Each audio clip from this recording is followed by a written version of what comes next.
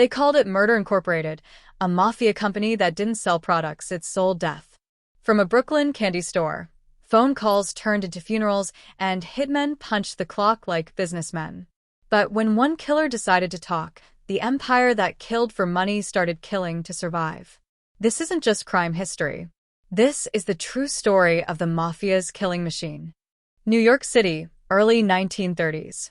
The streets are soaked in fear. Gunfire cracks through the night like thunder over Brooklyn rooftops. In the gutters, rainwater runs dark with blood.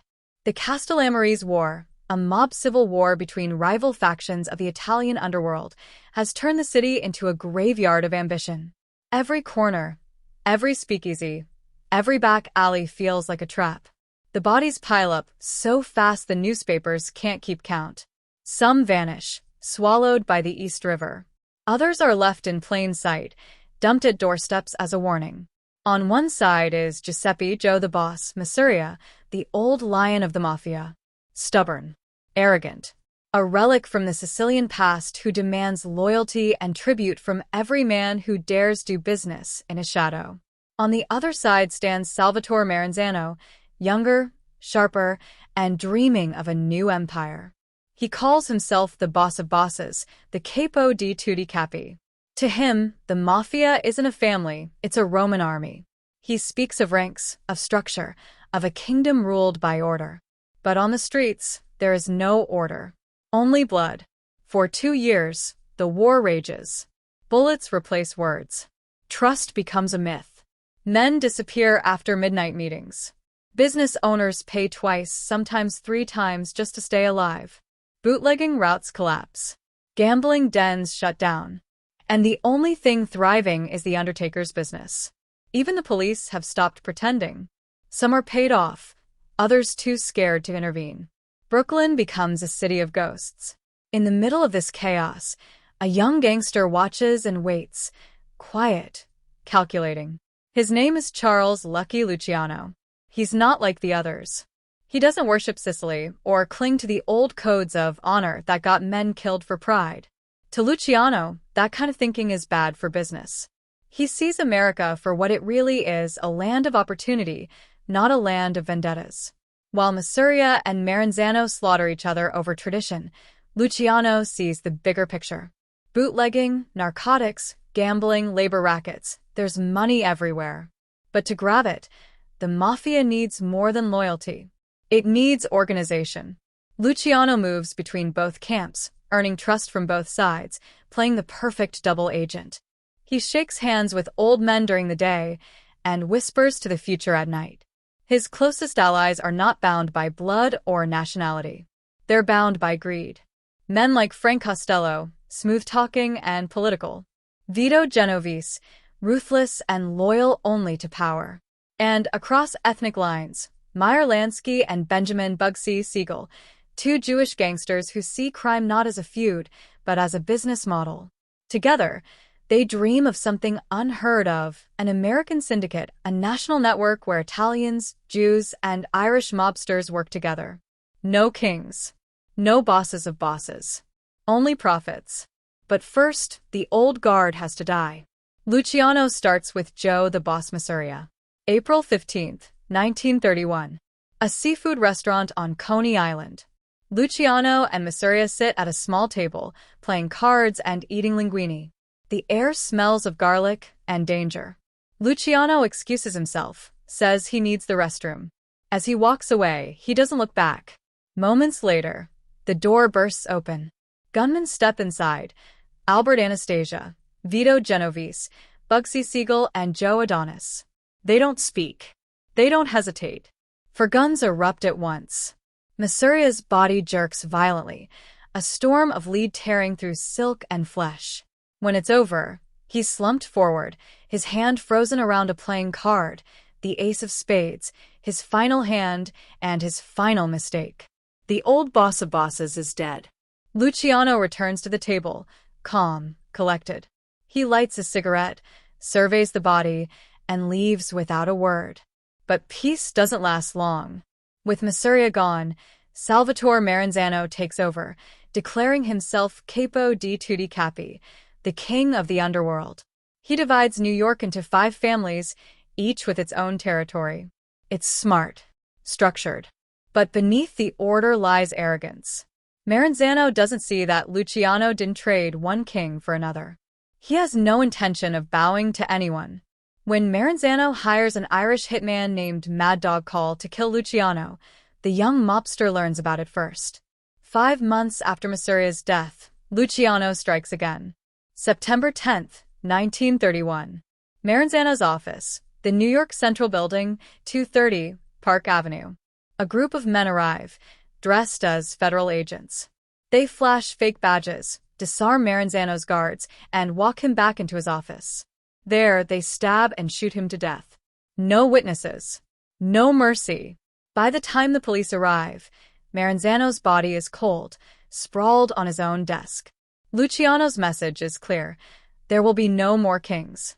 That night, Luciano calls a meeting of America's most powerful mob bosses from New York, Chicago, Cleveland, and beyond. In a dimly lit room filled with cigar smoke, a new era is born. He lays out his vision, a system that turns chaos into control, bloodshed into profit. A national organization to settle disputes, divide territories, and make business decisions by vote, like a corporate board. They call it the Commission. No single boss. No dictatorship. Every family gets a seat at the table. And to keep that table clean, they'll need something else, something darker. Luciano leans back in his chair, eyes cold, voice low. He says what everyone's thinking, but no one dares to say. We need killers who don't ask questions. Just results. Not soldiers. Not gangsters. Specialists. Men who can make problems disappear quietly, efficiently. A machine that kills not out of anger, but out of necessity. A killing organization that reports to no one, but serves everyone. It starts as a whisper. A rumor in the bars and backrooms of Brooklyn. A name spoken with fear. Murder, Incorporated. A new kind of weapon for a new kind of mafia. Soon, the sound of gunfire fades from the streets, not because the violence has stopped, but because it's been perfected. No more drive-bys. No more chaos. Only clean, professional executions carried out by ghosts who vanish into the night. New York exhales, but it's not relief. It's the silence before a darker storm. From the ashes of the Castellammare's War, something far more terrifying has been born, a business of murder. And its first customers are the very men who created it. Welcome my beautiful family and friends to my YouTube channel. Please click on subscribe, like, comment, and share this video. Thank you specially for sticking around to this very moment. Now back to the story. Brownsville, Brooklyn. A place where hope came cheap, but bullets came easy. The 1920s had left the neighborhood gasping, a maze of cold water flats, sweatshops, and broken promises. Kids grew up watching their fathers work 12-hour days for pennies, while the real money flowed through the back rooms of bars and the trunks of rum-runner cars. From these streets, cracked, gray, and hungry, rose a generation that learned early one thing. The rules were for suckers. They didn't wait for chances. They took them. They didn't believe in luck. They made their own. And by the 1930s, the hardest, hungriest of them had traded desperation for domination. Out of this crucible came 2 men who would shape America's most efficient murder machine, 2 kings of crime whose partnership would turn killing into an industry. Lepke, Buchalter and Albert Anastasia. Lepke was the brains. A short, quiet man with cold eyes and an accountant soul. He didn't brawl in alleys, he brokered deals in backrooms. To the outside world, he looked like a businessman, neat suits, perfect posture, a calm voice that rarely rose above a whisper. But beneath that calm was something far more dangerous. Calculation. Lepke saw crime the way Rockefeller saw oil, a resource to be refined, systemized, and sold. He ruled over unions, trucking routes, bakeries, and the city's vast garment district. Every thread that crossed a sewing machine, every loaf that came out of a Brooklyn bakery, paid tribute to him. He didn't just extort businesses. He owned them, piece by piece. He called it labor management. The police called it racketeering. But it wasn't the money that made Lepke feared. It was his method. When someone stepped out of line, a shop owner who refused to pay, a rival who talked too much, Lepke didn't shout, he didn't threaten. He simply said, "Take care of it." And somewhere in Brooklyn, a phone would ring. Then there was Albert Anastasia.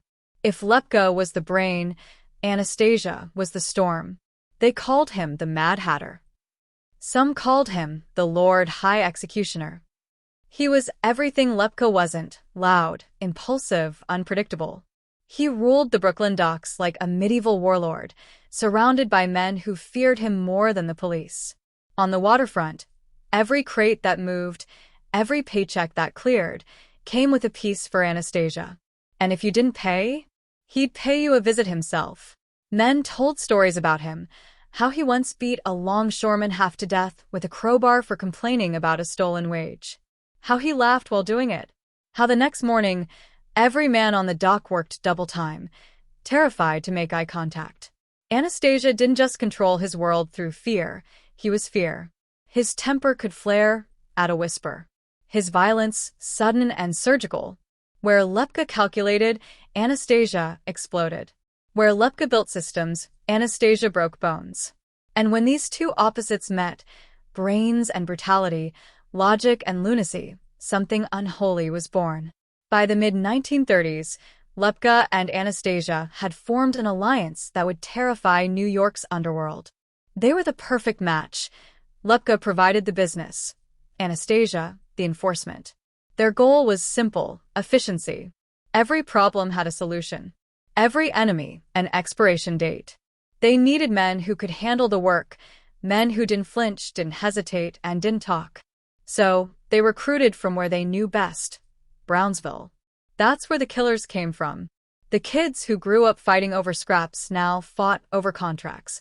They were given retainers, regular pay, and assignments like clockwork. No questions. No emotions. Just precision. Their motto was chilling in its simplicity. Don't ask who. Don't ask why. Just do the job. The roster read like a gallery of nightmares. Abe Kid Twist Reles, small, restless, and wired with rage. He got his nickname from the way he killed, twisting a rope around a man's neck until the bones cracked.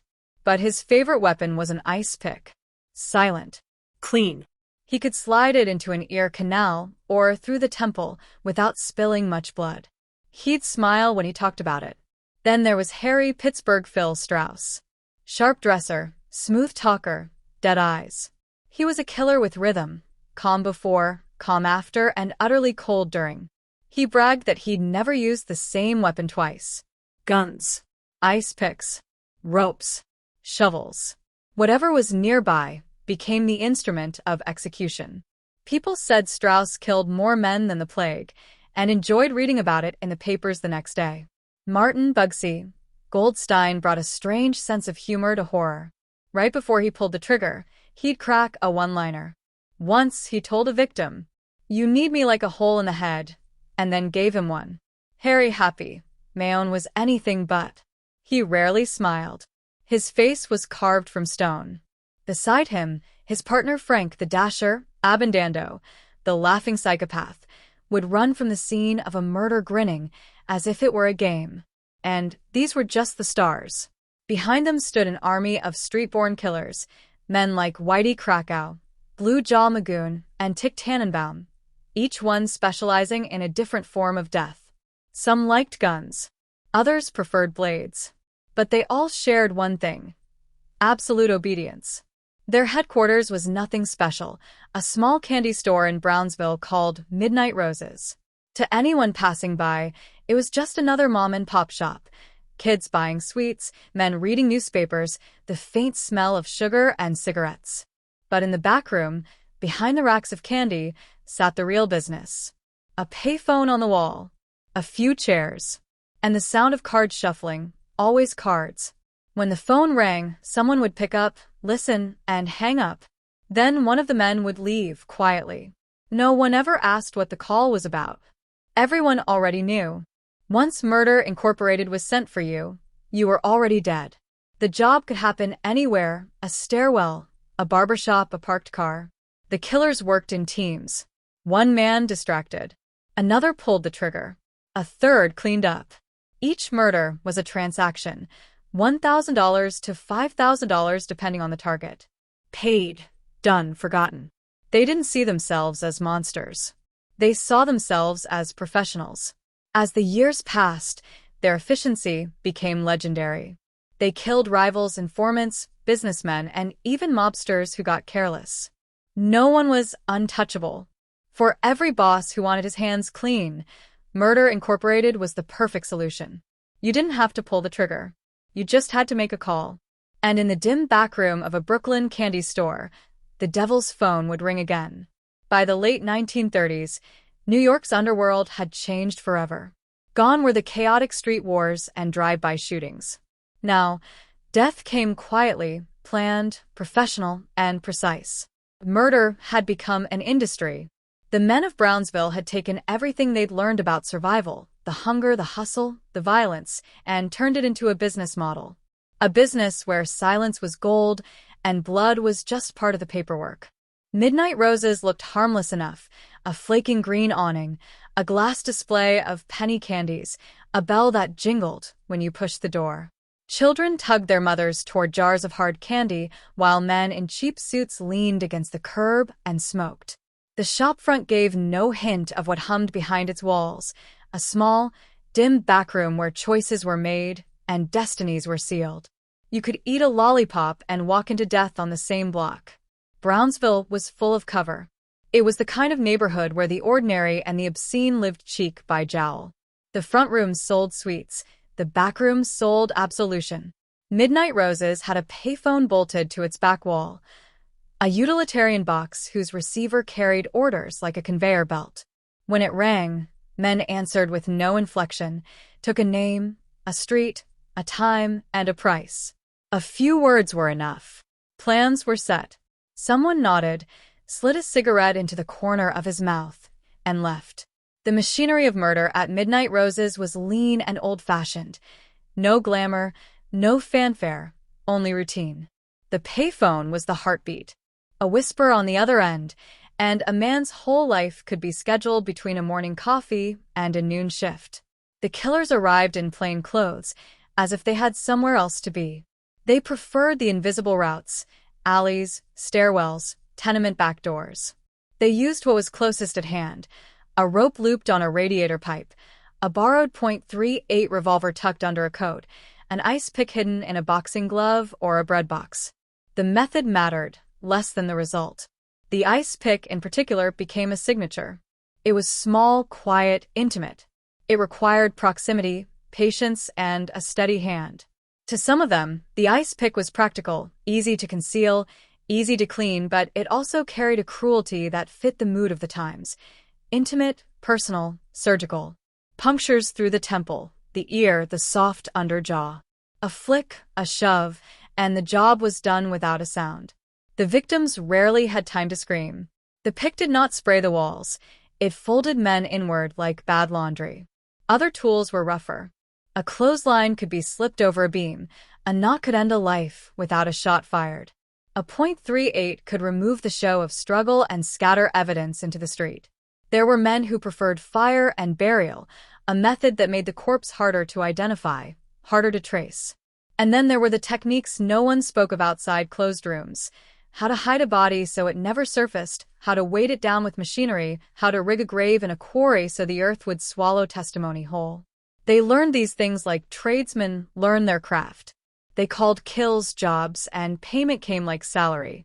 For the owners of speakeasies and unions, the cost of silence was a number: a few $1,000s for a public nuisance, more for someone with information that threatened entire rackets. For the killers, it was a paycheck with a bonus for discretion. Families that were left behind sometimes received hush money as a professional courtesy, not compassion, but bureaucracy. The business had rules even as it broke them. Victims were not just rivals. Sometimes they were partners who grew too greedy, chauffeurs who knew names, bookmakers who kept lists, or foot soldiers whose tongues loosened with drink. Loyalty meant little when profit called. The Shapiro brothers were a grim lesson in that calculus. Once prominent in Brooklyn's underbelly, they became liabilities.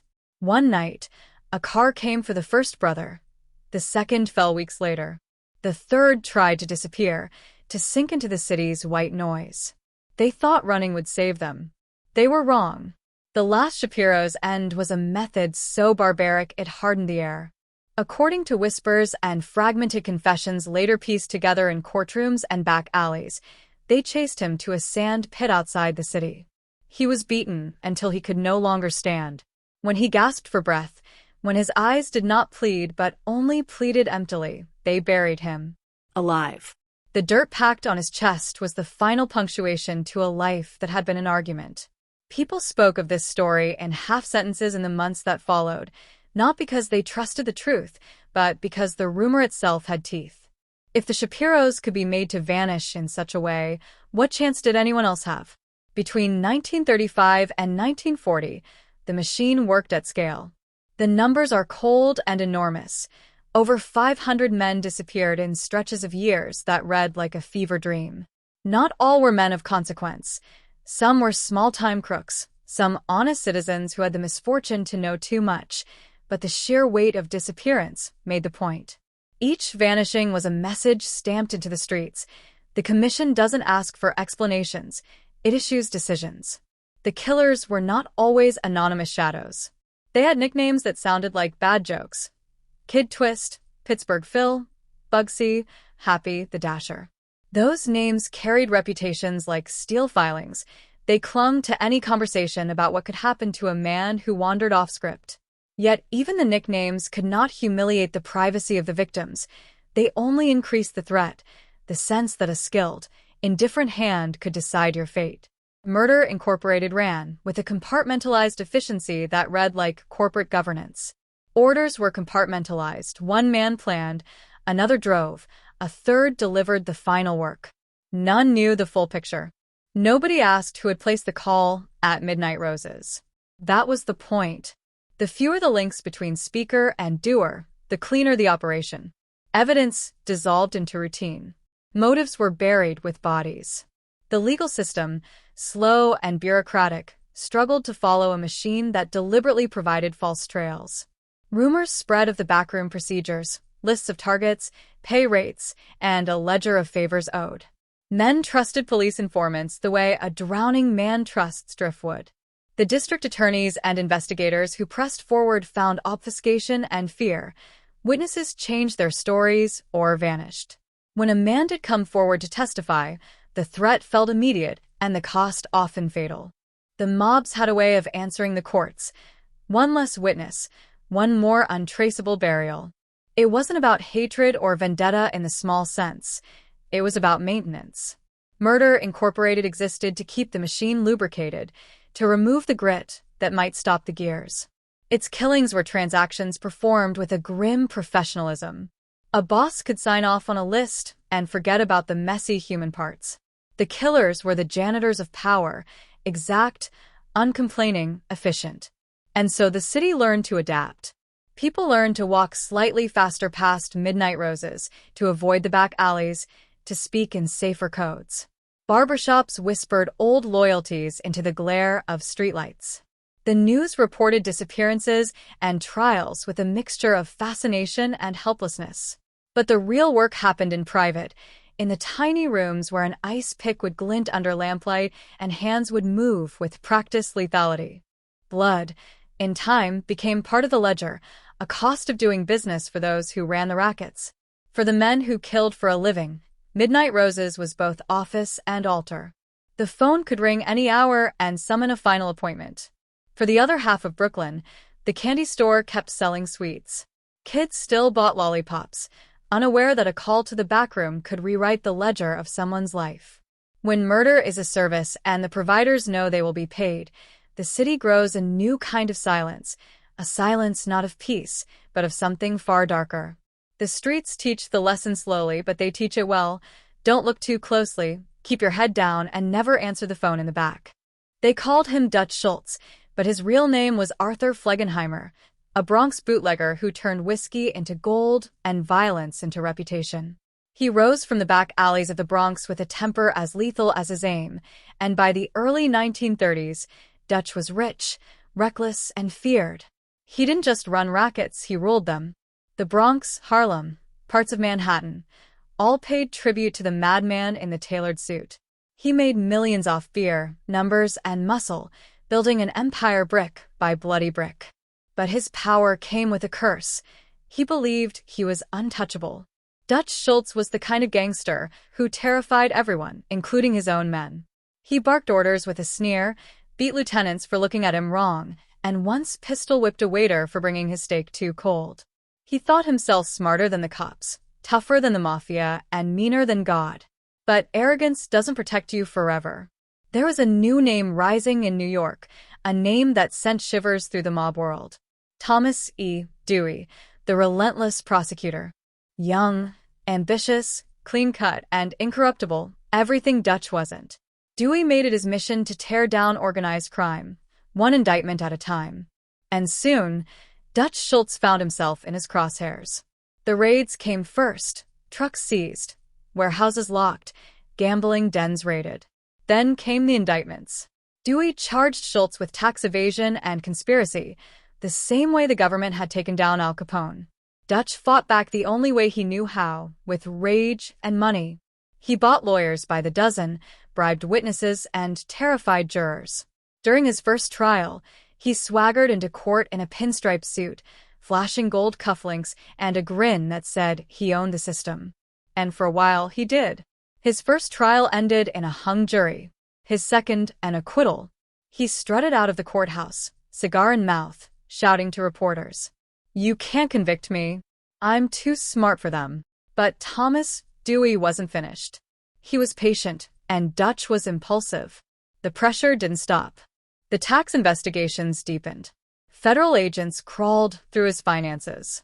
Every truck, every ledger, every shell company was suddenly under a microscope. The Bronx madman began to unravel. He drank more, slept less, ranted to anyone who would listen.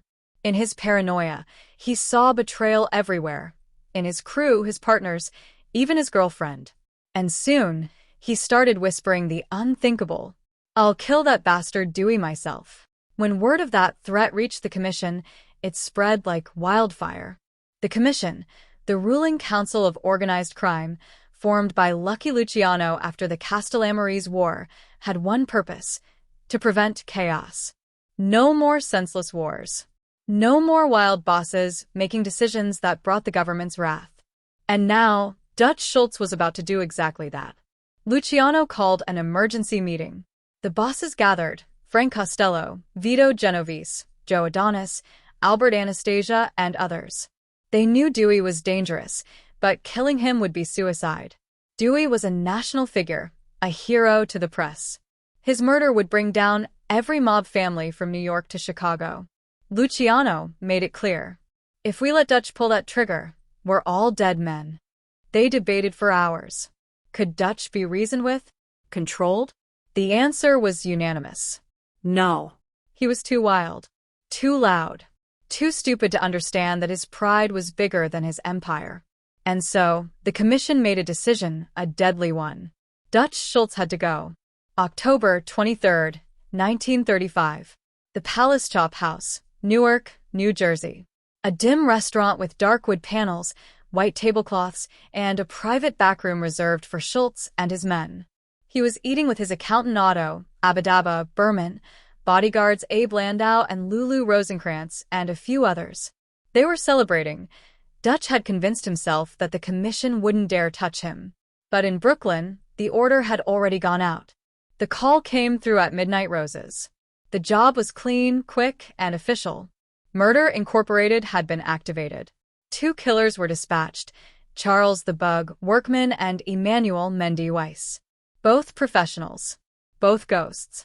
As night fell, they drove quietly to Newark, parked down the block, and walked into the chop house carrying briefcases that didn't hold papers. Inside, the air was thick with cigar smoke and the smell of whiskey. Schultz laughed too loudly, oblivious to the storm walking through the door. Workman moved first. He pushed through the dining room, heading straight for the men's room. That's where Dutch had gone moments before, adjusting his tie in the mirror. The sound came fast. Pop, pop, pop, pop. 4 shots in a row. Workman didn't speak. He just fired. 2 to the stomach, 1 to the shoulder, 1 to the neck. Schultz staggered back, gasping, slamming against the tiled wall as blood bloomed across his shirt. Weiss entered next, finishing the job in the dining room, shooting Berman, Landau, and Rosenkrantz where they sat. The restaurant erupted in screams. Glass shattered. Chairs toppled. Then silence. The hitmen vanished into the night, blending into the hum of traffic. Dutch Schultz, bleeding from 4 gunshot wounds, stumbled out of the bathroom and collapsed into a chair. He was still conscious, muttering, delirious. When the police arrived, they found him barely breathing. He was rushed to Newark City Hospital, where surgeons worked through the night to save him. They couldn't. Dutch lingered for nearly 20 hours, mumbling nonsense, his last words, as reporters called them. He rambled about clocks, beer, and his mother's soup. He named no names. He confessed to nothing. He died just before dawn, his empire dissolving with him. When news of the hit broke, the underworld went silent, a collective exhale of both relief and awe. Murder Incorporated had done what the commission needed, efficiently, decisively, perfectly. They had silenced a rogue boss and saved organized crime from destruction. And in doing so, they cemented their legend. Within days, newspapers screamed headlines, "Dutch Schultz gunned down." Gangland executions continue. New York mob enforces its own justice. The public saw chaos. The underworld saw control. From coast to coast, gangsters whispered the same thing. If the commission could kill Dutch Schultz, they could kill anyone. Their power was absolute, their reach national. But absolute power never stays stable. As Dutch's blood dried on the restaurant floor, a darker truth began to surface, one that even Lucky Luciano couldn't yet see. When you create a system built on killing to enforce order, eventually, that system stops taking orders. For now, though, Murder Incorporated stood at its peak. The Mafia's invisible army, feared, respected, and unstoppable. The world had just witnessed their efficiency. But behind the myth, the cracks had already begun to form. The machine was working too well, and soon it would turn on itself. By 1939, Murder Incorporated was beginning to eat itself. What had once been the underworld's cleanest killing machine was now leaking blood, money, and secrets. Too many bodies, too many whispers. Newspapers were running front-page stories about the Syndicate of Death. Police were finding more corpses than clues. And for the first time, the name Murder Incorporated wasn't being whispered in backrooms, it was being shouted in courtrooms. The public was terrified. The Mafia was nervous. And the law, finally, was ready to strike back. Enter District Attorney William O'Dwyer, an Irishman with a square jaw and a crusader's glare. He wasn't afraid of the mob, and he sure as hell wasn't afraid of their hitmen. Beside him stood Burton Turkis, a relentless prosecutor from Brooklyn who believed that if you squeezed hard enough, even the devil could talk. Together, they had a mission: destroy Murder Incorporated from the inside out. But to do that, they needed someone who knew the business, someone who had done the killing, who could name the names, who could break the sacred code of silence. They needed a rat. And fate handed them the perfect one. Abe "Kid Twist" Reles. To the streets, he was a legend. To the law, he was a nightmare come to life. Born in Brownsville, he'd clawed his way from street punk to professional killer, earning his nickname from his favorite trick, looping a rope around a man's neck and twisting until the job was done. But his real trademark wasn't the rope. It was the ice pick. He carried it like a signature, tucking it in his sleeve or his shoe. It was small, silent, and deadly. An ice pick to the ear, that was Kid Twist's handshake. He killed without hesitation, laughed without remorse, and collected his money like a man punching a clock. To him, murder wasn't passion, it was payroll. But by 1939, his luck was running out. Police had begun rounding up the Brownsville boys. One by one, the killers were being dragged from apartments, pool halls, and backrooms. Their little candy store headquarters, Midnight Roses, was now under constant surveillance. The papers had their nicknames in bold print. The heat was suffocating. And then came the moment that cracked the machine. Abe Reles got caught. The charge? Murder, one of many. The evidence? Overwhelming. The punishment? The electric chair. Sing Sing's chair had a reputation. Men joked that it hummed at night, waiting for its next guest. Reles wasn't laughing. For the first time in his life, he saw something scarier than the mob. Death he couldn't dodge. So, when District Attorney O'Dwyer offered him a deal, Reles didn't hesitate. He didn't ask for time. He didn't ask for forgiveness.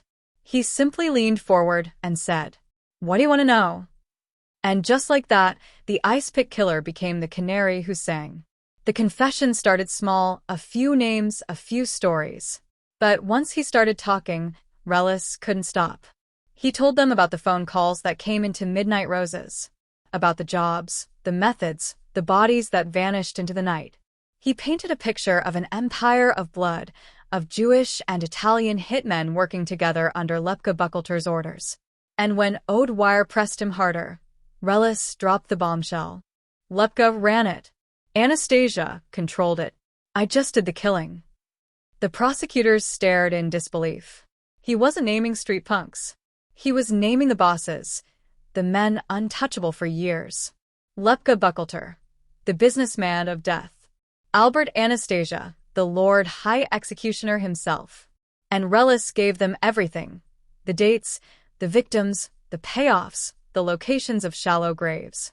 Each word was another nail in Murder Incorporated's coffin. When word spread that Reles had flipped, the underworld froze. If Kid Twist, one of their own, could turn, then no one was safe. Loyalty, that sacred currency of the mob, suddenly felt worthless. Men went into hiding. Others fled the state. Some whispered that Reles was lying. Others knew better. The canary wasn't just singing, he was conducting a symphony of betrayal. His testimony led to arrests up and down the line. Mendy Weiss, Harry Pittsburgh Phil Strauss, Harry Happy Mayone, Frank the Dasher Abendando, all taken down by the words of the man who once called them brothers. The murder machine was unraveling from the inside. And as the headlines grew, so did Reles' infamy. Reporters started calling him the singing canary of Murder Incorporated. The same man who'd once silenced others now couldn't stop talking. But O'Dwyer had a problem. He'd just made a deal with a man who couldn't be trusted. Reles was too valuable to kill and too dangerous to set free. So they locked him away under guard, around the clock, 24 hours a day. They put him in a hotel, room 623 of the Half Moon Hotel in Coney Island. 6 police officers guarded him in rotating shifts. He ate steak dinners. He smoked cigars. He joked with the cops watching him. For a man who'd killed over a dozen people, life was suddenly comfortable. Still, the fear never left his eyes. He knew the mob wanted him dead. He'd seen what happened to snitches before, bodies found in trunks, floating in rivers, heads in burlap sacks. So he told his guards, "If I stop singing, I'll stop breathing." Then came November 12, 1941. A cold, gray morning over Coney Island. At 7 a.m., one of the guards walked into Reles' room and stopped dead. The window was open. The curtains fluttered in the breeze. Below, 6 stories down, a crumpled body lay sprawled across the hotel roof. Abe Kid Twist Reles was dead.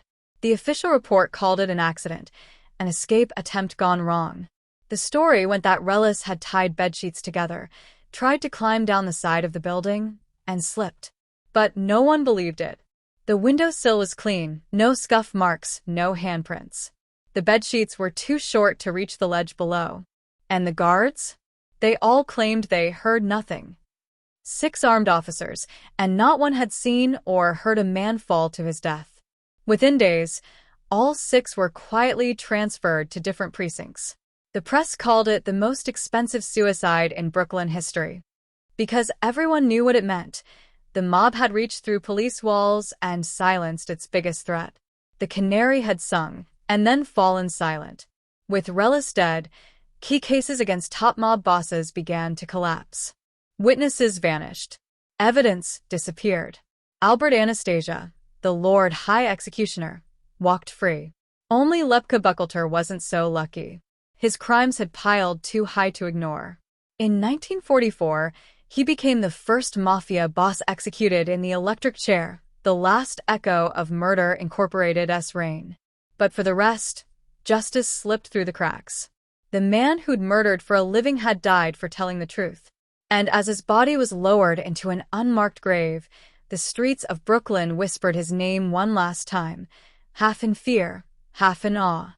Abe "Kid Twist" Reles, the killer who sang. November 12, 1941. The Atlantic wind howled over Coney Island, rattling the windows of the old Half Moon Hotel, a seaside resort turned fortress. Inside, 6 armed policemen guarded one man who couldn't afford to close his eyes. That man was Abe "Kid Twist" Reles, the canary of Murder Incorporated, the ice pick killer who had sung his way out of the electric chair. For months, he'd been the state's star witness, naming names and dismantling the Mafia's killing machine from within. But now he was more prisoner than guest. His suite on the 6th floor had a bed, a desk, and a window with a view of the cold gray ocean. He wasn't allowed outside. He wasn't allowed to talk to anyone but cops and prosecutors. And he wasn't allowed to forget that somewhere out there the mob wanted him dead. Reles used to joke with his guards, lighting cigars and telling them, "You guys are the only friends I got left." But every time the floor creaked, every time a door handle clicked, he'd flinch. He knew what awaited him if the wrong man slipped through that door. For all his crimes, he wasn't stupid. He'd killed enough men to know the pattern, and his story was playing out just the same. The only difference? This time, he was the one waiting for the hit.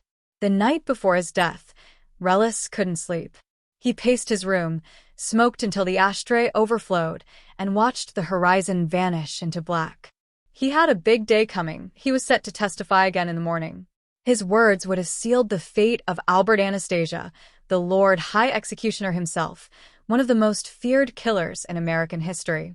Anastasia's nickname wasn't an exaggeration. He ruled the docks with an iron fist, his temper as famous as his efficiency. Even within the Mafia, men whispered his name like a curse.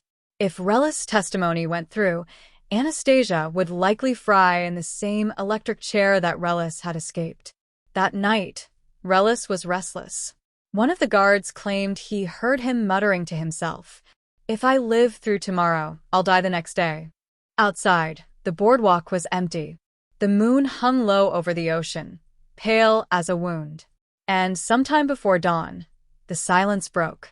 At 7 a.m., a maid screamed from the street below. A body lay sprawled on the hotel's lower roof, a man twisted at impossible angles, his shirt torn, his head bleeding from the impact. When police rushed outside, they saw the unmistakable face of Abe Reles. The canary whose sang had fallen from the sky. The scene was grotesque. Reles' body was 6 stories below his window, lying on the cold gravel rooftop like a discarded doll. His arms were outstretched, his fingers bent inward as if grasping for something that wasn't there. Inside his room, detectives found bedsheets tied together, knotted crudely and dangling from the open window. The official story came fast. He'd tried to escape. According to the guards, Reles had attempted to climb down from his window using the makeshift rope. The claim was that he slipped, fell, and died instantly upon hitting the roof below. Simple. Convenient. Almost too convenient. There were problems, big ones. For one, the sheet rope didn't reach all the way down. It stopped more than 4 feet short of the ledge below, meaning Reles would have had to leap mid-descent. Not exactly the move of a cautious man trying to live. Second, the knots were weak, almost decorative. They wouldn't have supported the weight of a man for more than a second. And third, and perhaps most damning, no one heard a thing. 6 armed guards, stationed just outside his room, claimed they didn't see or hear him fall. No scuffle, no shout, no broken glass. Just silence. The kind of silence money can buy. By afternoon, the city was buzzing. Reporters swarmed Coney Island. The same press that had once called him the singing canary now dubbed him the man who fell from the sky. Was it suicide? An escape gone wrong? Or had the mob finally reached through the walls of justice and pulled the trigger in their own way? The evidence, or lack of it, told its own story. Reles had been terrified of dying. He'd refused to open his window for weeks.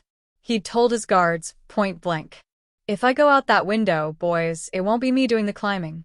Yet here he was sprawled beneath that same window, 6 stories down. Within hours, whispers spread through the department.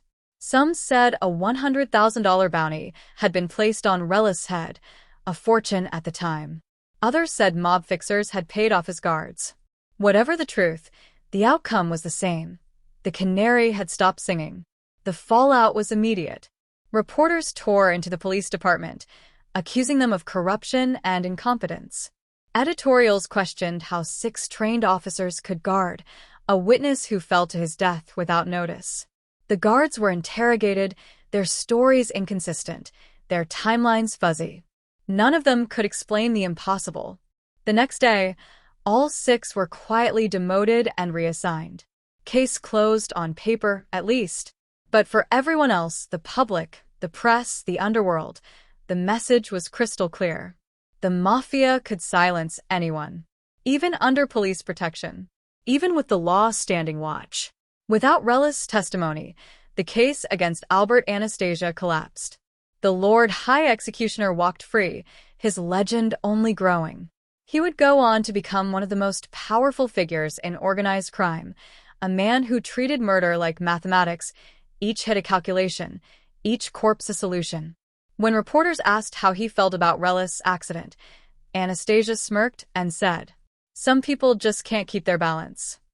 The line made front-page headlines. As for Reles, his story ended the way so many in that world did, quietly and without ceremony. There was no lavish funeral, no mourners, no flowers. His family refused the body. He was buried in an unmarked grave, the ground as anonymous as the names he'd once erased for money. The man who once terrified the streets of Brooklyn, who sent hundreds to their graves, was now nothing but a ghost. A ghost who fell out a window. But his fall meant more than just one man's death. It marked the end of Murder Incorporated, the beginning of the end for an empire built on silence and fear. If the state couldn't protect its own witness, how could anyone believe in justice? In the years that followed, prosecutors would still chase the mob, but they'd do it knowing one thing: the system wasn't just corrupted from the outside, it was compromised from within. And in that compromise, Murder Incorporated found its most perfect crime. A murder that looked like an accident. A killing with no suspects, no witnesses, and no consequences. Some say the sound of that fall still echoes off the Coney Island boardwalk on cold mornings, the ghost of a man who knew too much, falling forever between guilt and truth. Because in the world Abe Reles helped build, no one escaped clean. Not even the man who fell from the sky.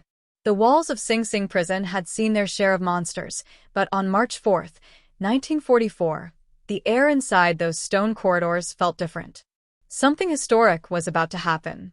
For the first time in American history, a mafia boss, one of the architects of Murder Incorporated, was about to die in the electric chair.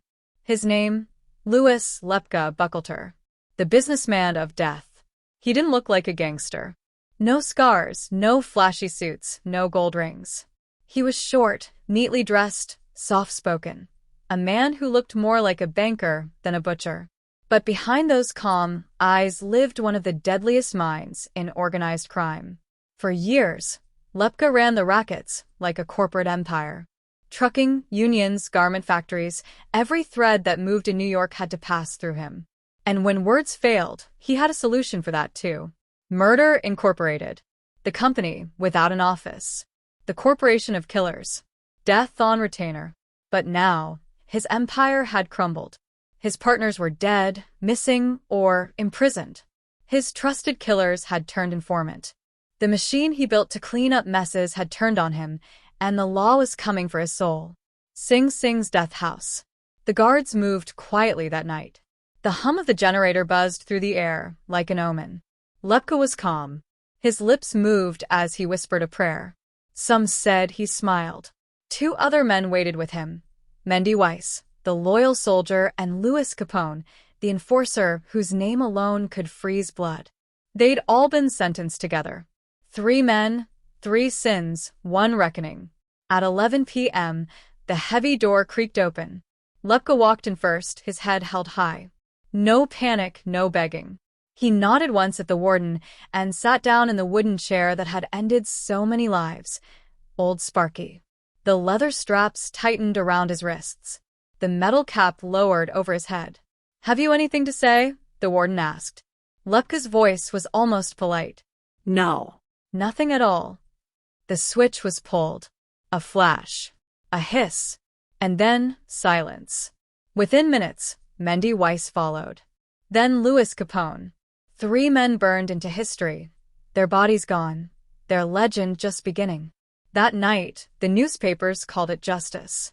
But in the underworld, it was something else entirely. A warning.